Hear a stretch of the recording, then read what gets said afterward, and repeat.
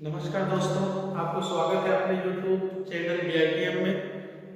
बहुत सारा बधाई आप लोगों को, क्योंकि जल्द ही आपका बोर्ड एग्जाम होने वाला है और उसी से लेकर के आज हम लोग बात करने वाले हैं। यहाँ पर बोर्ड एग्जाम के जो क्वेश्चन पैटर्न है वो किस तरीके से आपको पूछा जाएगा, उसी पर आज हम लोग चर्चा करने वाले हैं। ठीक है ना? तो आइए हम लोग देखते हैं कि इस साल का जो पैटर्न है 2024 बोर्ड एग्जाम के लिए, वो पैटर्न किस तरीके से पूछेगा।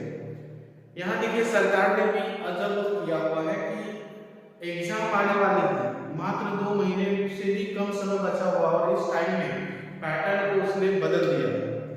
तो ये चीजें कुछ अजीब सा लग रहा है। अरे भाई, यदि पैटर्न आपको बदलना ही था तो सेशन में स्टार्टिंग में बदलते।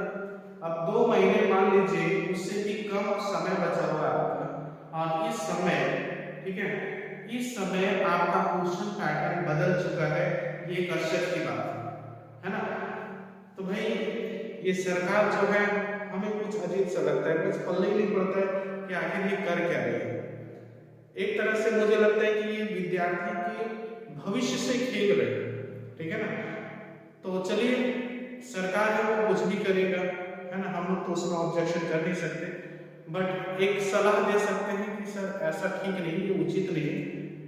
लेकिन फिर भी सलाह वो माने या ना माने, उससे हमें फर्क नहीं पड़ता है। चलिए, हम लोग को अपना प्रिपरेशन तैयार रखना है। तो आइए, आपको फिर से मैं इस पैटर्न को अच्छी तरीके से समझाऊं। इस साल जो 2024 का एग्जाम पैटर्न क्या होगा। यदि आप चैनल पर पहली बार होंगे तो चैनल को सब्सक्राइब करेंगे और साथ ही साथ बेल आइकन को प्रेस करेंगे। ठीक है? और अपने दोस्तों को, अपने फ्रेंड को, अपने परिवार को, अपने जितने भी रिलेशन हैं उन सबको ये वीडियो शेयर करें, ताकि उन्हें भी इसके बारे में पता चलेगा। तो आइए, चलिए हम इसको समझते हैं। देखिए, इस बार आपका जो झारखंड बोर्ड परीक्षा 2024 है, ठीक है, झारखंड बोर्ड परीक्षा 2024, इनको देखिए हम लोग क्या करने वाले हैं, कैसे समझेंगे और किस तरह के सवाल आपको पूछा जाएगा, इस पर हम लोग बात करेंगे। झारखंड, है ना, यहाँ देखिए, झारखंड बोर्ड परीक्षा जो है आपका, ठीक है, झारखंड बोर्ड परीक्षा 2024 बहुत ही इजी तरीके से हम लोग समझेंगे। ठीक है, कि ये क्या है। ओके, तो झारखंड बोर्ड परीक्षा 2024 का जो पैटर्न है वो किस तरह से है। ठीक है ना? तो देखिए, ये एक न्यू एग्जाम पैटर्न आपका लाया हुआ है गवर्नमेंट ने, जिसमें आपके सब्जेक्टिव और ऑब्जेक्टिव एंड सब्जेक्टिव दोनों समावेश रहेंगे।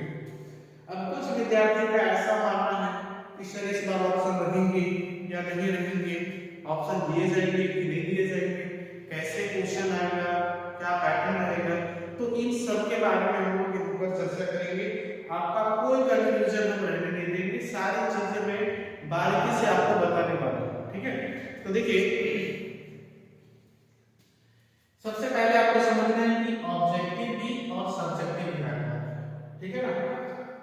और 30 मार्क्स जो है ऑब्जेक्टिव क्वेश्चन रहेंगे, नो OMR शीट। समझ लीजिएगा, आपको इस बार उत्तर पुस्तिका दी जाएगी, उत्तर पुस्तिका दी जाएगी। ठीक है, आपको इस बार उत्तर पुस्तिका दी जाने वाली है, आपको OMR शीट नहीं मिलेगी, ये बात आप ध्यान रखिएगा। तो देखिए, अब जो है कहीं सर OMR शीट नहीं दी जाएगी, क्यों?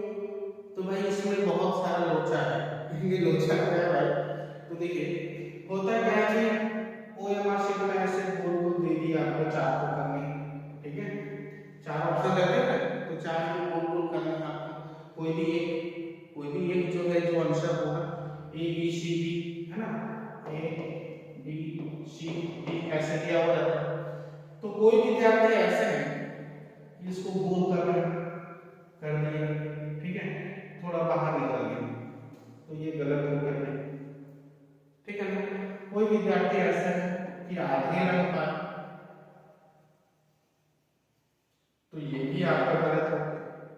ठीक है, कोई विद्यार्थी पूरा रंग रहा, तो इसमें टाइम ज़्यादा, आपका टाइम ज़्यादा जा रहा है, लिखने से ज़्यादा टाइम जा रहा है आपका गोले बनाने में। जो गोल गोल अंडा है ना, ये अंडा जो है ये बनाने में आपका ज़्यादा टाइम जा रहा है। तो बना तो लिया बेचारा, लेकिन घिस दिया। अब घिसने से क्या वो फट भी सकता है। अब फट गया बेटा तो ये भी आपका खलास हो गया, है ना। कुछ विद्यार्थी ऐसे हैं कि काफी सावधानी से कर रहे हैं, तो काफी सावधानी से करने में भाई साहब आपको लगता है कि 30 सेकंड से 40 सेकंड का समय लग जाता है, तो आपका समय भी इसमें ज्यादा जा रहा है। तो ये भी जो है एक तरह से ज्यादा समय जा रहा है, इसीलिए ये सब चीजें हटा दें। ठीक है, अब क्या करना है, आपको डायरेक्ट उत्तर पुस्तिका मिलेगी। ठीक है, डायरेक्ट आपको उत्तर पुस्तिका मिलेगी और उत्तर पुस्तिका में से आपको लिखना है। ठीक है ना। तो अब यहाँ पर हम लोग बात करते हैं कि जो उत्तर पुस्तिका मिलेगी, ठीक है, तो उसमें कितने एग्जाम है, कितने क्वेश्चन रहेंगे, उस पर हम लोग चर्चा कर लेते हैं। ठीक है, तो देखिए जो रहेंगे कितने क्वेश्चंस, ठीक है, वो हम लोग देख लेते हैं, एक बार कलर ले लेते हैं। ठीक है, अब जैसे ये जो 30 नंबर है ना, 30 नंबर आपका रहेगा ऑब्जेक्टिव, जिसमें आपका ऑप्शन ही दिए रहेंगे। ये बात क्या बोलेगा, 1 से लेकर के 30 तक। ठीक है, ये रहेंगे आपका ऑब्जेक्टिव सवाल, जिसमें आपको ऑप्शन दिए रहेंगे, 100% दिए रहेंगे, उसमें से चुनकर आपको लिखना है। ठीक है, उत्तर पुस्तिका में। तो आंसर कैसे लिखेंगे वो भी लिखेंगे। जैसे मान लो सवाल है 1 का ऑप्शन, जैसे ये सही है तो हमने ए लिख लिया। ठीक है, यहाँ पर ऐसा देना है आंसर 1 का ए। अब ए जैसे मान लो कि है उत्तल दर्पण। ठीक है, आंसर मान लो उत्तल दर्पण, तो यहाँ पर आपको लिख देना है उत्तर और दर्पण। ऐसा करके आपको उत्तर लिखना है। ये क्लियर हो गया। चलिए आगे बढ़ते हैं। तो ये 30 नंबर का जो है आपका ऑब्जेक्टिव हो गए और 50 नंबर का सब्जेक्टिव पूछा जाएगा। 50 नंबर का सब्जेक्टिव पूछा जाएगा, ध्यान रखिएगा। पिछले साल 2023 में जो बोर्ड एग्जाम हुआ था, उसमें देखिए क्या पैटर्न था। पैटर्न था आपका 40 ऑब्जेक्टिव, ठीक है, और 40 था आपका सब्जेक्टिव। ध्यान रखिएगा, 40 ऑब्जेक्टिव 40 सब्जेक्टिव 80 हो गए। और 20 नंबर जो है, 20 नंबर ये जिसको आप बोलते हैं प्रैक्टिकल, ये आपको स्कूल से मिलता है। तो टोटल आपके हो गए 100। ठीक है, ये पिछले साल का पैटर्न है, क्वेश्चन पैटर्न है पिछले साल। लेकिन 2024 में ऐसा नहीं है। ठीक है, पिछले साल में आपको OMR शीट भी मिलता था इसमें। ठीक है, ध्यान होगा, OMR शीट भी मिला था। आप अपने जो बोर्ड एग्जाम दे दिए थे, वैसे हेल्प बहनों से पूछ सकते हैं कि आपको OMR शीट मिला था कि नहीं मिला था। मिला था। ठीक है, तो ये पिछले साल का पैटर्न है। लेकिन इस साल जो है भाई, इस साल, ठीक है, इस साल ध्यान दीजिए कि इस साल आपका जो है ये 30 ऑब्जेक्टिव होंगे, 50 सब्जेक्टिव होंगे, और ये 20 नंबर जो है ये आपको स्कूल से मिलने वाला है। ठीक है, तो स्कूल में टीचरों से भी अच्छे संबंध रखिएगा, क्योंकि अच्छा संबंध रहेगा, आप सर से बोलेंगे, रिक्वेस्ट करेंगे, तो आपको 20 में से 20 दे सकता है। चलिए 20 में से 20 नहीं भी दिया तो 20 में आपको कम से कम 18 19 ये नंबर भी यदि देते तो आपको अच्छा परसेंटेज बनता है, अच्छे परसेंटेज आप ला सकते हैं। ठीक है, और मान लो कि मैथ आपका अच्छा गया, साइंस अच्छा गया, आपका उद्देश्य है कि हमें 100 में से 100 लाना है, तो मैथ में मान लो कि आपने 80 लाया। ठीक है, मेहनत करके 80 लाए। अब 20 नंबर कहाँ से आपको मिलेगा, तो ये आपको मिलेगा स्कूल से। तो स्कूल में भी आप कन्वेंस कर सकते हैं जाकर कि सर हमारा पेपर बहुत अच्छा गया, हमने बड़ी अच्छी सी तैयारी की है, मुझे 80 नंबर आ जाएंगे, यदि 20 आप दे देते सर तो हमारा जो सपना है 100 में से 100 लाने का ये मेरा पूरा हो जाएगा, ये सच हो जाएगा। तो ये आपका मैटर है कि आप सबको कैसे कन्विंस करते हैं, ठीक है।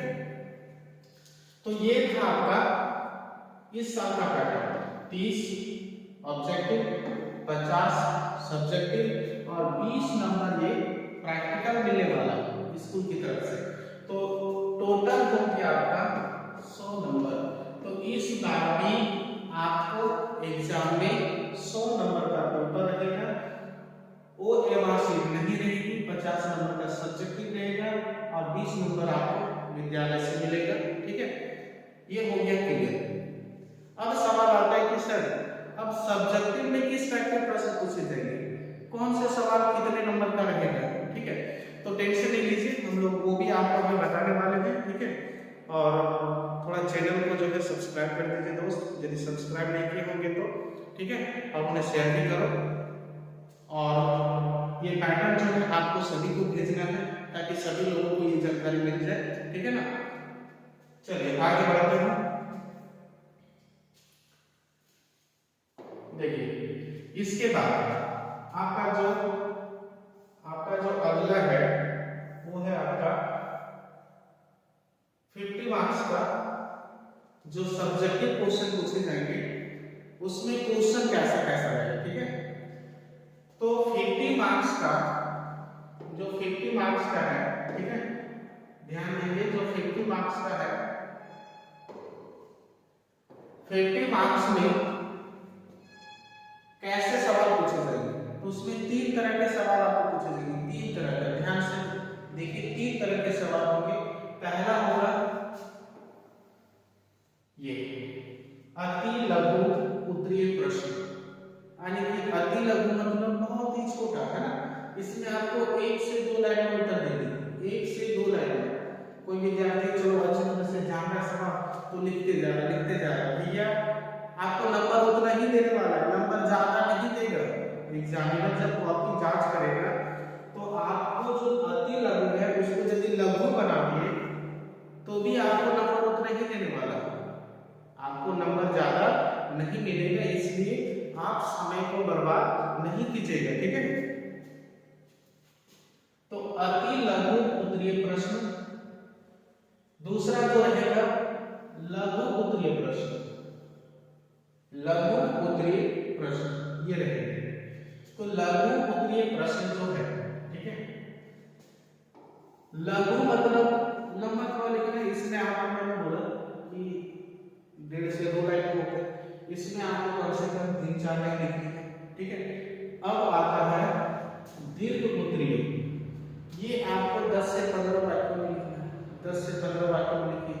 अच्छे लिखावट जो है, कभी कभी आपने देखा होगा कि हमसे कम जानकार बच्चों की हमसे आगे निकल जाता है और हम पीछे हो जाते हैं। इसका कारण क्या है कि उसकी जो राइटिंग स्किल है ना वो कैसे लिखता है इस पर डिपेंड करता है।